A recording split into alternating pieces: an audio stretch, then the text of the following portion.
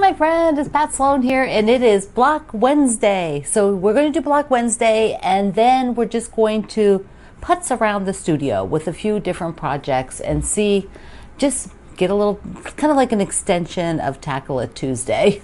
So we're going to do that. So for Block Wednesday, we are using the Simply Jelly Roll book by the Fat Quarter Shop, along with their pattern for a full quilt.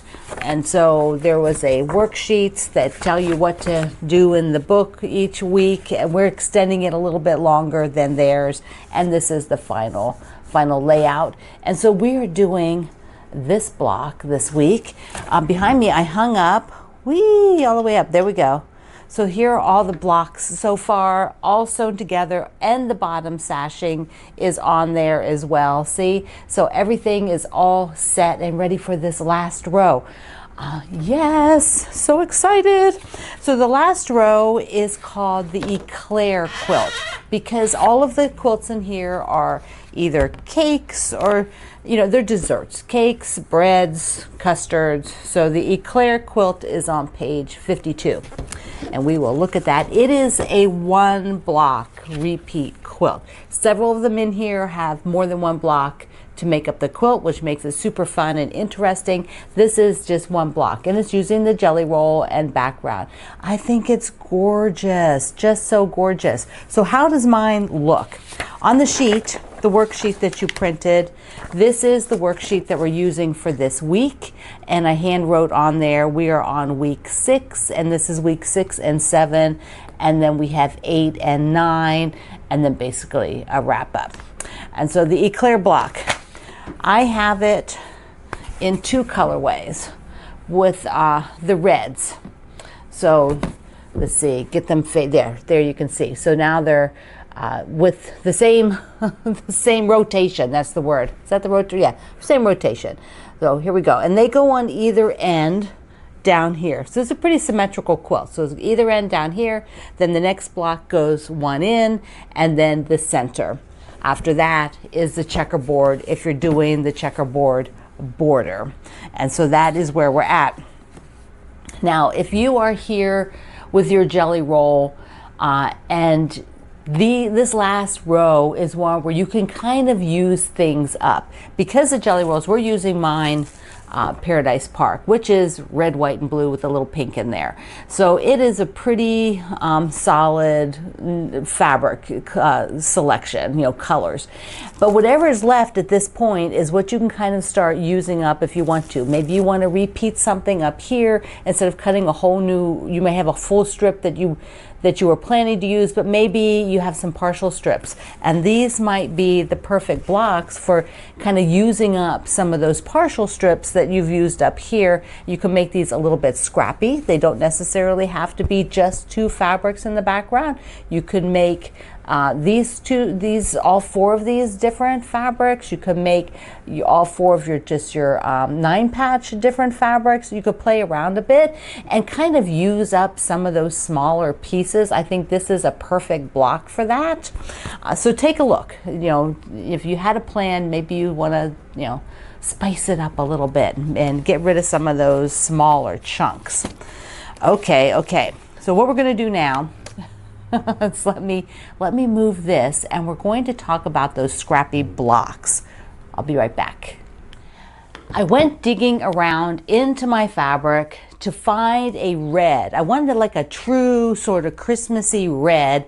I'm only going to do sashing on those. I'm going to take the other camera in a second and look straight on, but I'm only going to do sashing at like finished 3/4 of an inch. So less than an inch to just a little tiny red. And I wanted to see how it looks, and I wanted something tonal, but I said, I didn't really want solid. And I wanted to see what I had. Maybe I had something I could use up. So let's take a look with the other camera. Let me get that out. So here is my thought. See how skinny that is? And I probably will not use a cornerstone. If I do, I might use like a lime green, because there's a lot of these with the kind of green in it. So I might use a lime green, a little cornerstone, or a navy. It does help with lining things up to have the cornerstone. I also tried out my Paradise Park, this sort of red with a little pink in it, but that's a little too dull. I really wanted that crisp. I wanted to see how it looked because of course I have plenty of that. This particular piece here is about a half a yard. It's got a little bit of stuff here, but it is old. So I don't know that I would have enough because I'm going to do 12 blocks. You know, so it's going to be 1, 2, 3, 4, 5, 6, 7, 8, 9, 10, 11, 12 down at the bottom, you know, 3 by 4. And then I also want to bring this around the outside, the red, because I want to probably find some sort of beautiful border fabric to use for it. We'll see. We'll see when we get there. Okay, so I love that red. So if I don't use that one, I can probably get it in a Blossom, or I've written to Bev McCulloch. This is her fabric. It's called Vintage Keepsake was her fabric line. I think it was like her second fabric line. So it's quite a long time ago. And I asked if she had something else that might be that same red in her basics. So we'll see. We'll see what she says when she writes back. Oh, okay. So that's what that looks like. Now, what I did. The block is the Don Quixote block from Shannon and Jason's book. Remember we did a book tour, and this is what I showed you, that block. And here is their block with all the directions. And I upsized my starting squares, and so you can do the same when you're using their book. But please buy their book because it is fabulous. It has so many cool things in it. All right, so that's one project that I've got going on. Oh wait, I forgot to show you. I had these in the drawer and I went ahead and got them out. That way I can dice them up. I can cut them up more easily. So these are the solids. They're all cut. Everything's cut to size. And here just, see, I have a lot of, this whole grouping was more like Americana looking. So these have a bit more red in them. But then I had to get the number of blocks, I had to have some other things. So this is got peaches and turquoise, and here's a gray yellow one. So when I finish these, I will kind of move around so the things that are a little bit different, like this gray yellow, will, you know, they'll just be there in some place in the quilt. I won't be sure I don't lump like all the different ones together or anything like that. So there's lots and lots of blues. So here's some more yellows, a bit more yellow, green. See, I said that's why I think I might use that green as tiny little cornerstones. Okay. There we go, there we go. That is, see, and there's another blue-white at the bottom. So I am super excited about those. And my goal is to do a few of them each week, you know, make a few more blocks each week, and that way it just keeps the project moving forward and it doesn't get stuck not being done. You know, like just stuck in the drawer. So that's why I thought I'm going to bring it out to this little pink cart, because the little pink cart kind of has some current stuff in it right now that I'm working on, so that I can just sort of plop things in there as I'm, you know, like it's got the yellow squares, the lemon chiffon squares. It also has some stuff in it that I'm not using, so I'm not sure why that's there. So I got to get that done. Okay, let's go to the other side of the table.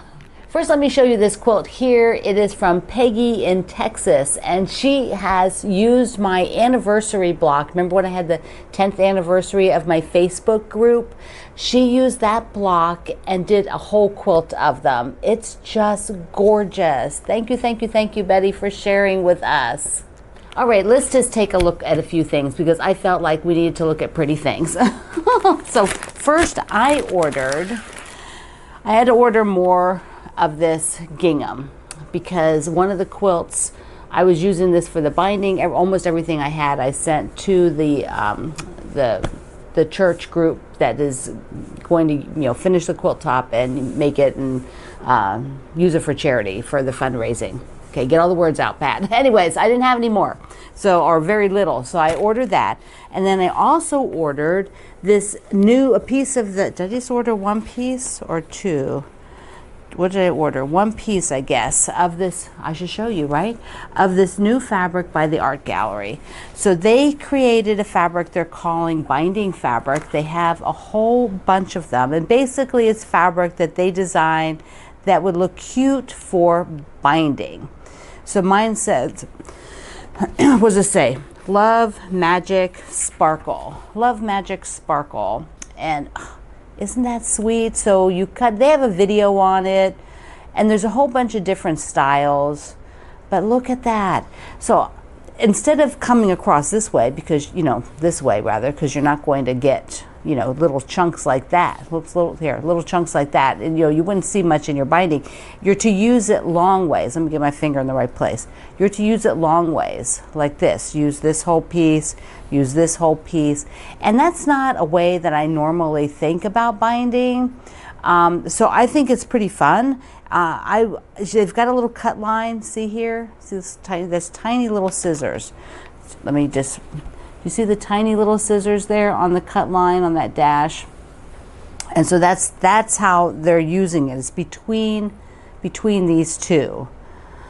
And I guess that's a 2.5 inch binding. So I just got some to try out, and I thought I'd show it to you because I just thought that was such a neat idea. I love when people come up with interesting ideas.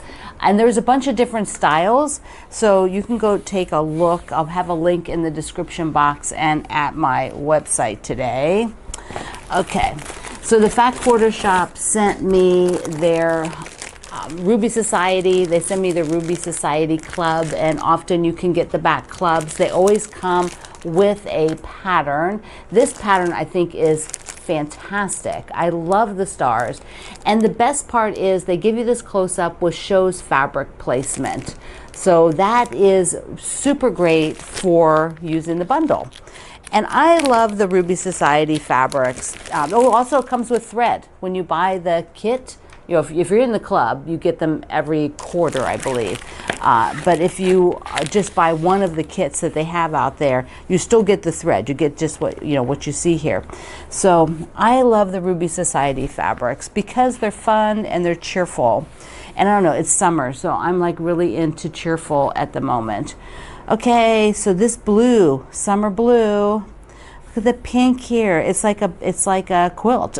Like maybe granny square, like granny square, crochet granny squares. Doesn't that look like that? Just from, oh my gosh, when you're up close to it, okay, I have to talk to you. When you're up close to it, it doesn't look like it as much as I can see it on my monitor. Oh my goodness, that is so cool. It looks much more like a crochet afghan, the granny square afghans, and in blue. Look at those. Wouldn't this make a fantastic back for a fall quilt? Look at that. Okay, so the flowers, those are so sweet. So I love the little brown in here with this. Pink and brown is so classic. There's little horses. Are they unicorns? They look like just regular horses. Hands, little rainbows, butterflies, teapots. And the rainbow. I don't know why I'm holding the clicker. The rainbow, see it? See here? I love that. And in pink, pink, pink, pink, very soft pink. And then, oh my goodness, this looks like the 60s. Look at that, just splashed in there. And you can see that in like the one star here and then down here. So good. I should make that pattern. I should do this one. I should do a lot of things, but I should do that. That looks good. I'm gonna keep it together. Ah, the roses are good. Oh, look at the faces. The sun with the faces, and on pink, pink, pink, pink. Okay, so there you go. That is, which month was this one? This is July. So that's the July one. And the pattern comes with it. Okay.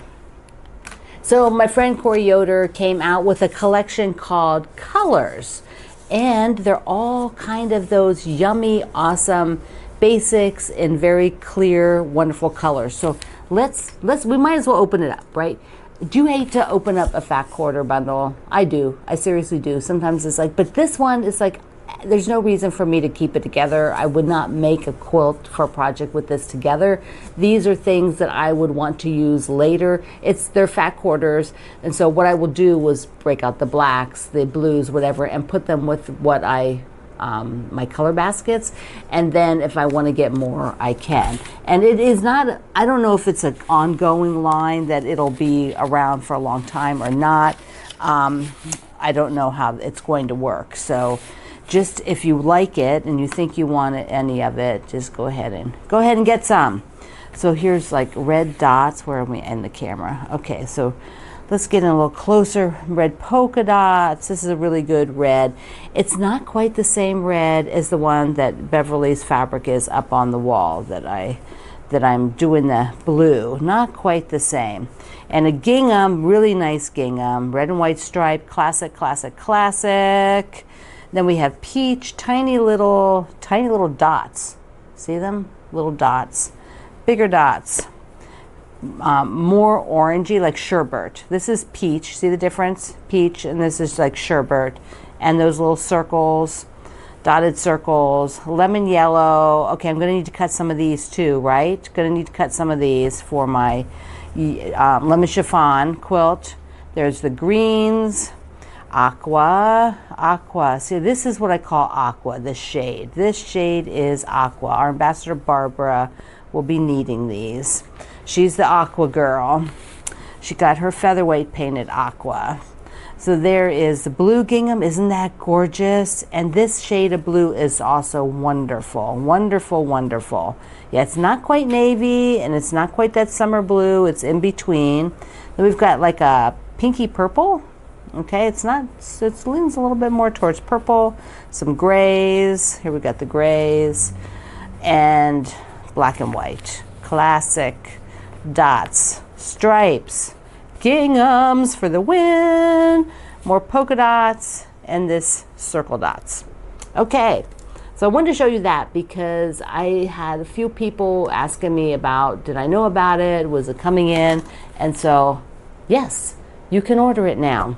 It is here. So I will take these and break them out by color. The aquas in my aqua bin, the two greens in the green bin, etc. The yellows I will save out right now to cut squares because I still have that bundle from yesterday, the sampler one, the monthly, color sampler thing. So I have that in yellow to cut. All right. So I had two questions, and I thought I would answer them. Why not, right? So one was for Patsy, and she's like. And I think we've talked about this before, but we'll talk about it again because it's fabric. We always talk about fabric. So she's like, pretty much like, how much fabric do you buy? If you like it, but you do not have a project in mind, how much do you buy? And for me, that you still need to think about how are you going to use it. So let's say you saw this gingham. So is this gingham something that you just, love and you would like to have it in backing? Then you might need to buy 6 yards so that you would have enough. Is it something you might want for a border? Like the polka dots, let's get a polka dot. So what if you were looking at doing a border with the white and black polka dot or the black and white polka dot? Then you might have 3 yards, because that usually is enough for most quilt borders, but you might need more. And so those are the kind of thoughts. If it's just a cute novelty print, like some of the ones that were in here, I'd just get a fat quarter if the fat quarter is available, or half a yard for a cute novelty print, just so that I have some, just to play with. I'm not really going to, use that as a border or something like that. Although I have been known to buy 5 yards of a cute novelty print. I have been known. It was on sale, in my defense, mind you. Okay, so another thing was sewing schedules. I had a couple of different questions about a sewing schedule from, coming at it from all different ways. So, but the basics are, I have a sewing schedule because I make videos and run a business and do things to show you so that you can sew along with me. If I didn't have any kind of sewing schedule, you wouldn't know what day I'm doing the mystery quilt. You wouldn't know if it was every month or every 3 weeks. You wouldn't know if I didn't have a schedule. So I have a schedule, and I work with that schedule. How do you want to work? How many projects are you working on? Are you working on 5 projects at a time, let's say? And let's say 2 of them are block of the month. So every month you'll work on those, right? So 2 of them once a month. once a month for that one, once a month for the other one. So maybe you allocate 4 days of your month for that, you know, to get those two up to date for the month. Okay, that leaves you 3 other projects. What kind of day? Are you doing my Block Wednesday? So that's once a week. So you know that guy is once a week. Generally, Block Wednesdays are easy enough. It's only going to take you 1 day. So that's just 5 of your days of the week. Of the month, rather. So you just have 5 days of your month. You basically have 3 more weeks of your month for the other 2 projects that you're working on. What kind of projects are they?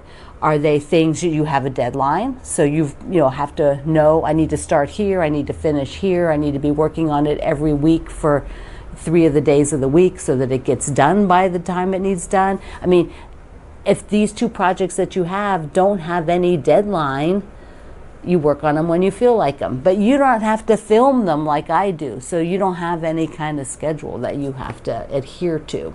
So that's kind of, we work very differently, you and I. And you know, if you don't need a schedule, don't have a schedule. But if you're doing things with me that are a block of the month or a block of the week, those already have a built-in schedule. They tell you when to do it. It's your other projects that you have ongoing that you need to figure out, which might only be 1 or 2. So that's really not a big deal, and you have 3 weeks of the month to allocate to that. So I hope that makes sense. I just want to kind of put that out there because I think people get very caught up in when will I work on this, how will I work on this, da da da da da, and you get yourself kind of in a frenzy over nothing. When you break it down, you know the answer already. It's just, you know, maybe you need to write it down, maybe you need to talk it out with somebody, maybe you need to take your calendar and write on it the days that you plan to work on things, just so that you know, and you get once your mind knows, it doesn't have to think about it anymore. You know, if you don't know, your brain just kind of keeps churning and churning and churning, right? You know, but once you know, then you're like, okay, I know, I can just look at the calendar. There it is. If I've forgotten, I go look at the calendar. Okay, all right, let's go wrap up on the other side. There's a last look.